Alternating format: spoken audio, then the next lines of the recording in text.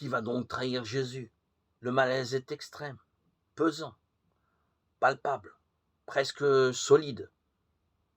C'en est trop pour Pierre. Il fait signe à l'un des disciples, celui que Jésus aimait, dit l'évangéliste Jean, qui fait apparaître ici cet apôtre pour la première fois, mais sans le nommer.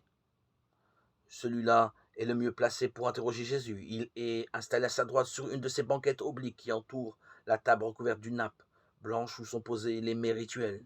Il suffit de pencher la tête vers l'arrière pour interroger dans un murmure « Qui est-ce » Jésus répond « Celui à qui je vais donner une bouchée que je trempe. » C'est honorer quelqu'un que de lui offrir une bouchée de pain, un morceau pris dans un plat.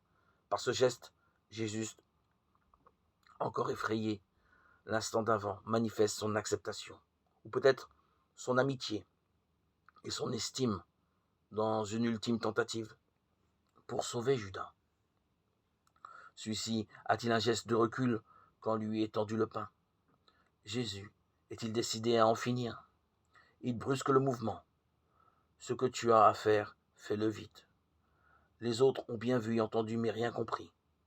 Afin de les excuser, Jean croit devoir expliquer que pour eux, cette injonction de Jésus se rapporte à un achat d'aliments que leur intendant devrait effectuer ou à une aumône qu'il devrait porter d'urgence à un pauvre. Une justification qui suscite quelques doutes d'ordinaire.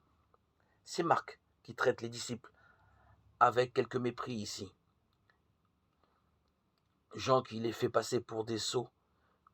Comment des hommes rompus au danger, aux ruses, à la méfiance, à qui l'on vient d'annoncer la présence d'un traître parmi eux, laisserait-il sortir qui que ce soit sans demander d'explication?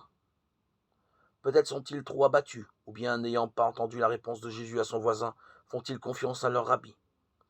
S'il a dit à Judas de sortir, il sait ce qu'il fait.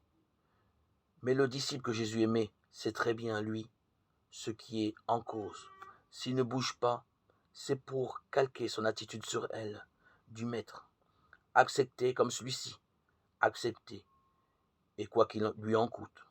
Toutes ces explications peuvent être admises, elles sont plus solides en tout cas que la maladroite justification donnée par l'évangile de Jean.